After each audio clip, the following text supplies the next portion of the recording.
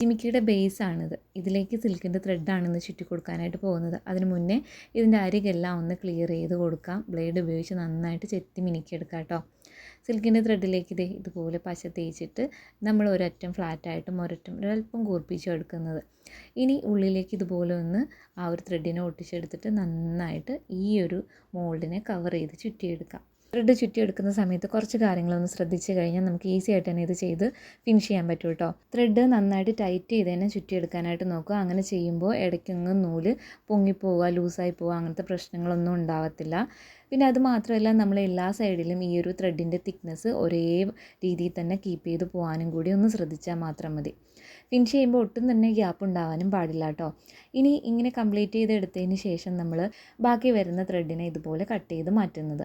ഇനി ഉള്ളിലേക്ക് നമ്മൾ പശയൊന്ന് തേച്ച് കൊടുത്തിട്ട് നന്നായിട്ട് ഒട്ടിച്ചെടുക്കുക. ഇനി ഇതിൽ നമുക്ക് എംബ്രോയ്ഡറി ത്രെഡ് യൂസ് ചെയ്തിട്ട് മോൾഡ് ചുറ്റിയെടുക്കാൻ പറ്റും. വീതി കുറഞ്ഞ ലേസ് കിട്ടുവാണെങ്കിൽ അത് വെച്ചിട്ട് നമുക്ക് ഈ ഒരു മോൾഡിനെ ഭംഗിയായിട്ട് ചുറ്റിയെടുക്കാൻ പറ്റും.